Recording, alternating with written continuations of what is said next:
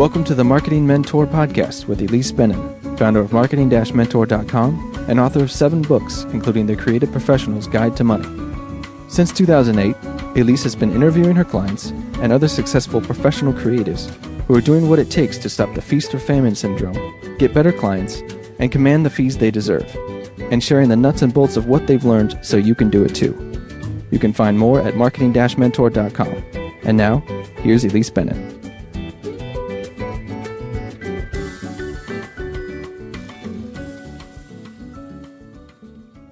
My dog Fanny is very smart and very wriggly. So I have to put a harness on her when we walk. Otherwise, she'll be off and running. So I went shopping for a new harness recently and had to choose between an $8 harness and a $35 harness. I chose the expensive one because although I could see some differences in the quality of the material, I felt sure that she would be less likely to wriggle her way out of the $35 harness. And so far, I've been right. All of this to set up what Michael Solomon and I talked about in our second podcast interview. Michael is a professor of marketing and the author of the most widely used textbook on consumer behavior in the world. And in this conversation, we got off on a tangent about how to use your price as a marketing tool, something I don't see too many creative professionals doing yet. So listen and then apply the ideas to yourself.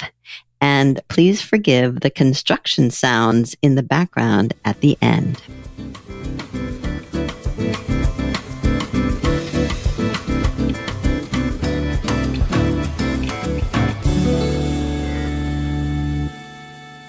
Hello, Michael. Welcome back to the podcast. Thank you, and thanks for having me back. Of course. Please introduce yourself. Sure. My name is Michael Solomon, and I'm a professor of marketing in the Haub School of Business at St. Joseph's University in Philadelphia.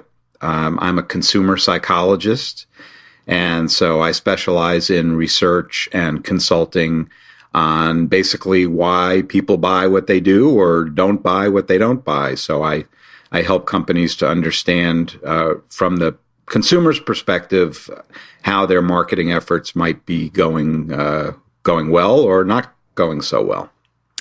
And I wanted to take advantage of your expertise and see if we can apply some of those ideas to the markets of marketing creative services or other types of services. Because when you say why people buy what they buy, often we think immediately, I do at least, of products, but we also mean services, and I think we mean them in the business context and maybe even B2B. So that was one of the quotes that I pulled from your writing, the idea that people buy products not because of what they do, but because of what they mean. So explain that to us, please. Yeah, that's I think a basic truth that a lot of people ignore or don't understand. And I should say, first of all, that it definitely applies even more so to services. And people buy more services than goods, by the way. So it's actually a more important part of our economy.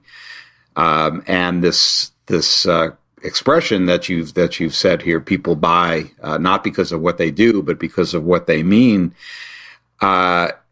essentially is saying that companies often try to sell us attributes, but people buy benefits. And let me clarify that distinction. There's an old saying in marketing that's old but still valuable, I think, and that is that a company sells a 1/4-inch drill bit, but a customer buys a 1/4-inch hole. And what that means is that companies tend to focus on the technical attributes of whether it's a product or service or a mixture of both, which is usually the case. And so they're going to look at, the best technology they have available to do what they know how to do. But from the customer's perspective, the customer wants to walk away with a finished product, so to speak. The benefit is that is that psychological product that comes from achieving an objective. So, at the risk of belaboring this kind of this old-fashioned saying about a drill bit, you can make the best drill bit in the world and continue to focus on how to refine the quality of that drill bit, but somebody down the street might be inventing some kind of a laser that creates that quarter-inch hole much more quickly, efficiently, and cheaply. And so no matter how good your drill bit is, you're never going to compete with that different way of achieving the same benefit. And so essentially what that means, especially in services, one of the interesting things about a service, and I'm sure many of your listeners would agree, is that many of the things that you sell, the things that you produce, are relatively intangible. And so unlike a product like a drill bit, you can't always hold a service in your hand and look at it and compare it to another service that's in your other hand. So it becomes increasingly difficult to differentiate yourself and to show customers why your service is better than somebody else's. And so I think the takeaway from this is not to focus on the various things that you offer or that you know how to do, but rather put yourself in the consumer's shoes and think about what will the consumer walk away with after engaging with you that they might not get from somebody else. And so that could be, in addition to the basic function, which obviously you need to provide, that could be a warm, fuzzy feeling that you've really interacted with a professional, or it could be a sense of accomplishment, or even just a feeling of, that was a lot less frustrating than the last time I tried to get this kind of service performed. So focusing on benefits rather than attributes is a very, very important distinction in modern marketing. And that seems to dovetail a little bit with one of the ideas that I've been developing as part of my pricing talks, which is the idea, I want to hear what you think about this, the idea that people often say, why won't my clients pay what I'm worth?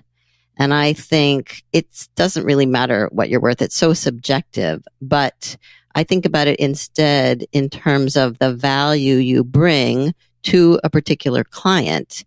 And in order to find the right client who values what you bring, you need to know what each client values, and then bring it to them. And so it seems like this idea of putting yourself in the consumer's shoes or the client's shoes, and not only imagining what they need or what would be of value to them, but also asking all the right questions to get the information you need to determine if a client is qualified or a good prospect for you in the first place. How do you think about that? Well, absolutely. Price, of course, is an important part of the bundle, the offering, so to speak, that we compile.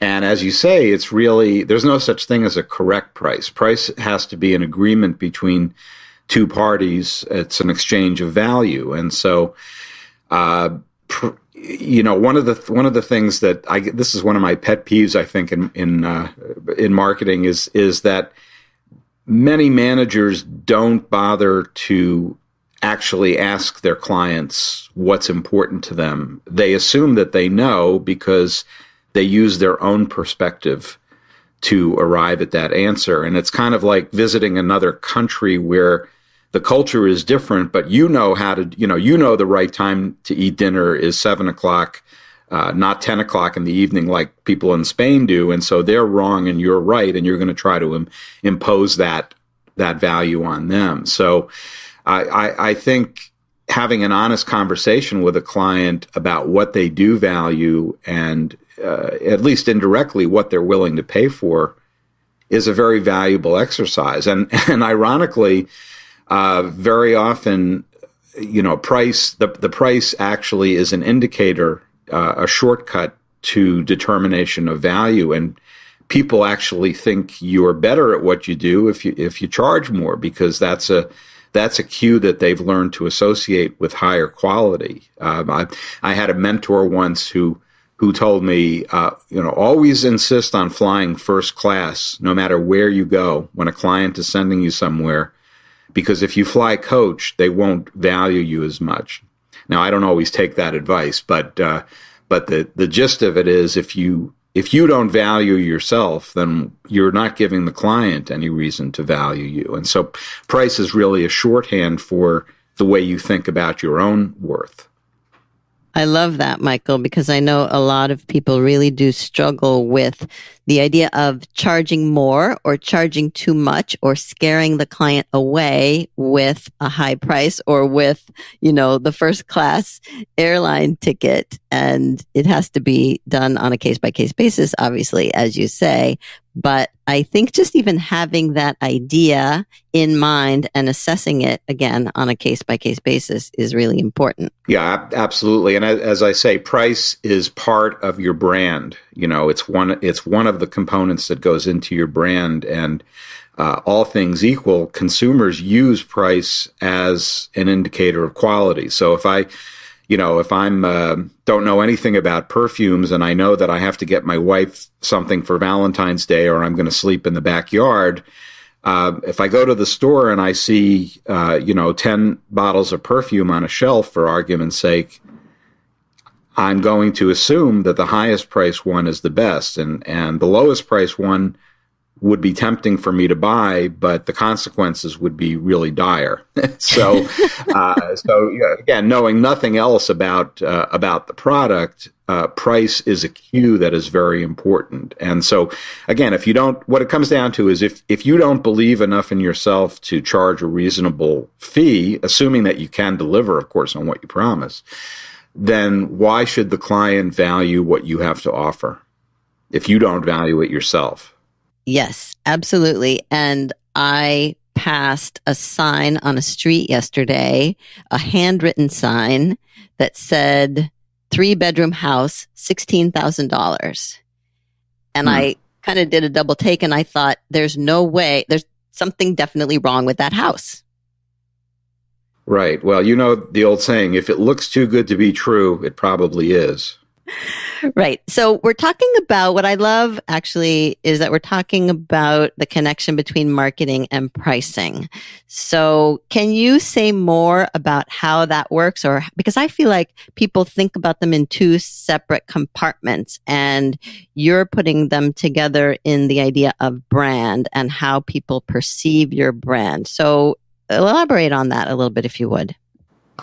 Sure. I'll try to avoid the temptation to give you a lecture on an introduction to marketing, but because I know your listeners have lives to lead. But basically, the way we think about an offering, that is the exchange of value that you are promising to give to a client.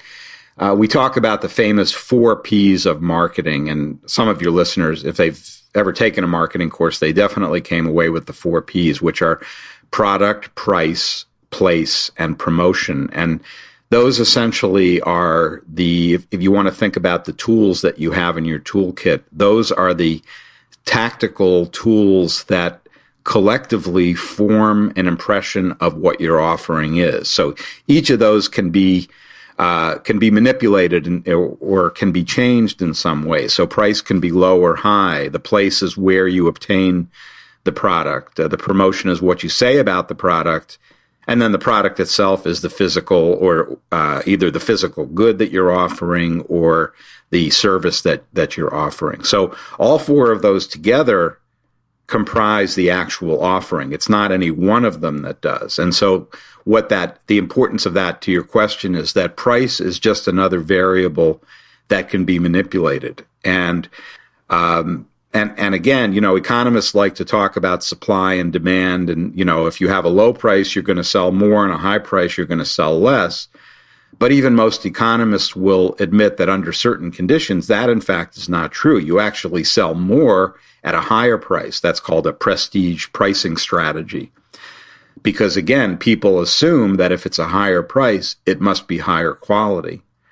And so there have been cases where, for example, retailers have some item sitting in a store that's not moving, and they actually raise the price, and guess what? The products fly out the door.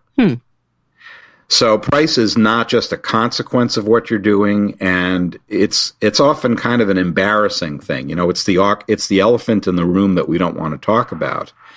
But in fact, it's really just a part of the total bundle.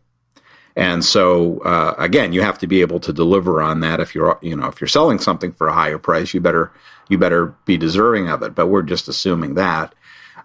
So it's not an afterthought. In other words, you don't put together whatever your offering is and then say, okay, now what price should we set for it? The price discussion needs to come either before or during that process. What are the things I can offer to a client, and at what price point? So it's usually good to have if possible, to have a pricing strategy that's not just binary, black or white, this price or that price, but to have more of a Chinese menu of prices. And if you do that, you can get a better sense of where your client is coming out, based on the options that they choose. You can start to get a better sense of what the acceptable areas are. So it's not just a yes or no kind of proposition. And you said that the pricing conversation, or the price, is the elephant in the room. Are you also saying that the clients don't really want to talk about it as much as the service providers seem to not want to talk about it? Well, I don't think anybody really wants to talk about it. It's kind of it's when you put the pedal to the metal and you've actually got to write the check or whatnot. But it's also a good way to filter your if you have the luxury of doing so. I mean, if you're going to take anybody that walks through the door, then you're in a different situation. But the paradox is if you're doing a good job, sometimes you have to turn people away. We sometimes call that firing the customer.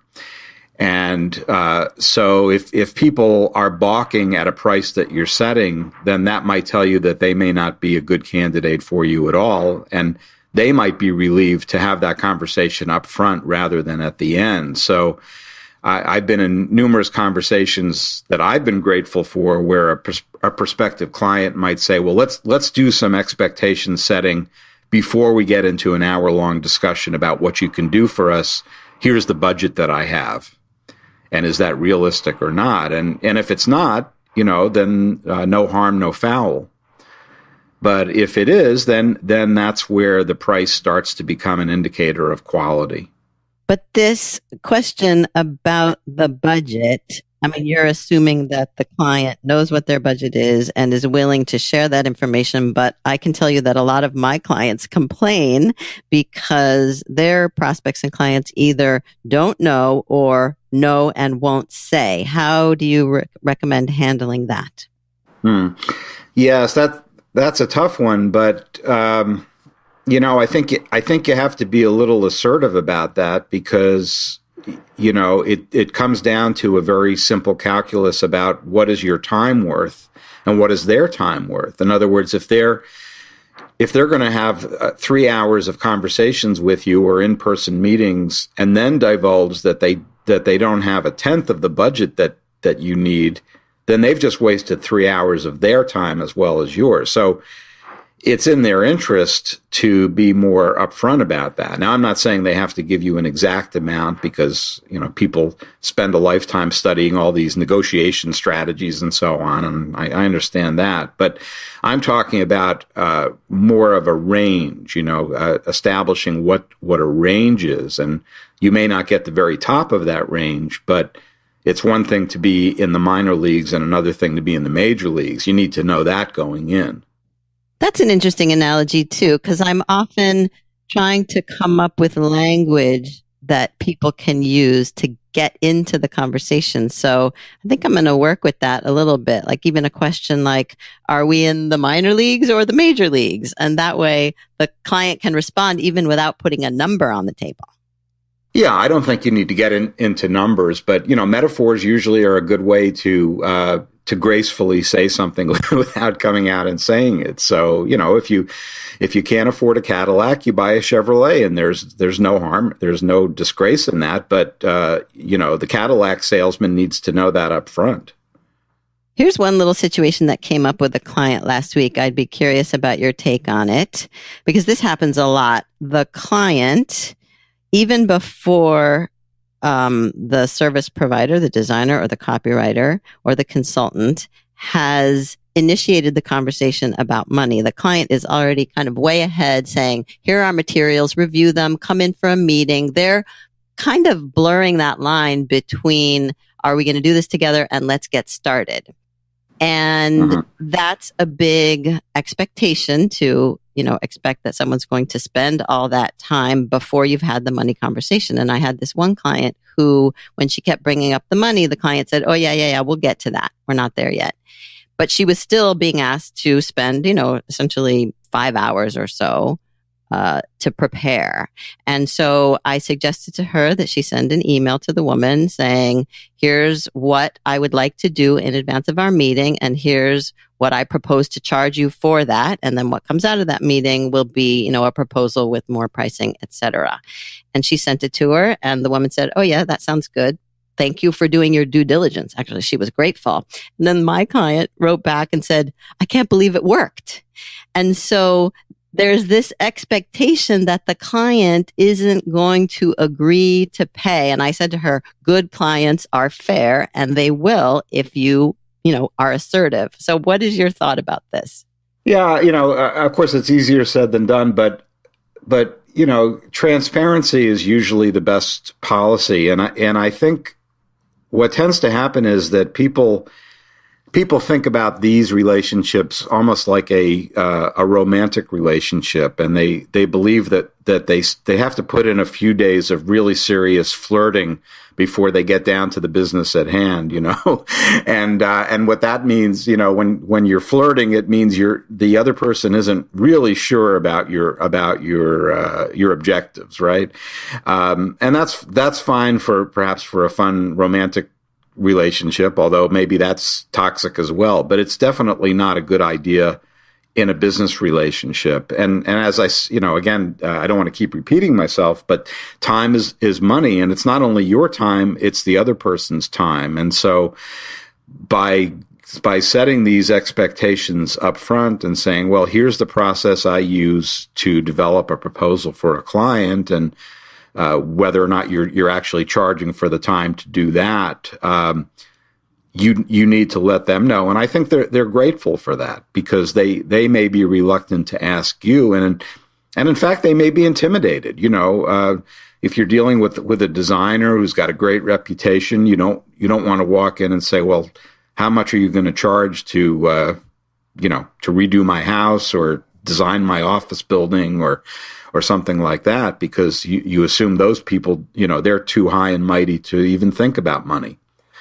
So you're doing everybody a favor by exposing that elephant in the room a bit earlier, I believe. And again, it doesn't have to be to the point of it's going to cost you these many dollars and these many cents, but by just showing what kind of relationship we're talking about, do you charge to develop the proposal, et cetera.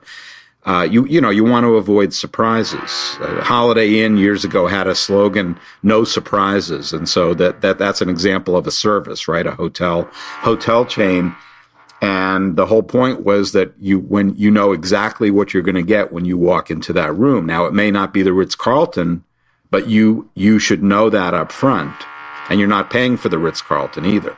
I do appreciate you repeating yourself, actually, though, Michael, because the point that time is money and that it's their time as well as your time is the piece I think people often forget. Oh, yes. Yeah. So I have a whole long list of questions that we haven't gotten to. So obviously, we're going to have to do another podcast. But is there anything else you want to share on this topic or some other before we say thank you? Well, it's a very interesting tangent that you've gone off on, and I guess what I would say is, the only thing I would add is that the email and so on is both a blessing and a curse. But I think for people who are reluctant to kind of come out in the open on these things, it's a blessing because it's much easier to put them in writing than it is for many people to communicate them verbally. So if you have trepidation about communicating your expectations to a client, it's easier to do it. It's kind of a cop-out, I guess, but it's easier to have it in a document that you can share with them up front. And then when you have a conversation with them, you kind of get it out of the way and you can focus on the fun stuff. I agree with that. All right. Thank you so much. Michael, tell us a little bit about where people can find more information about you and what they can find there.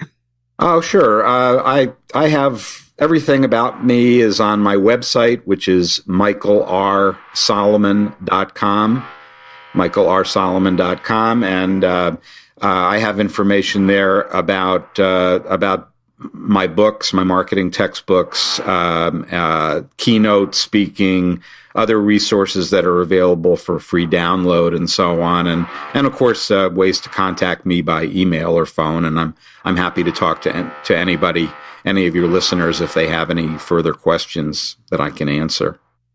Excellent. Thank you so much for sharing your expertise. We really need it.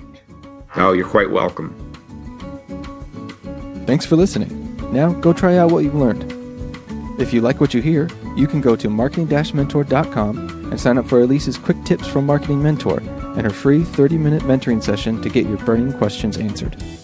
Check out what's on sale in the Marketing Mentor shop, like the Pick a Niche Kit, proposal bundles for designers and copywriters, and the 30 Minutes a Day marketing plan.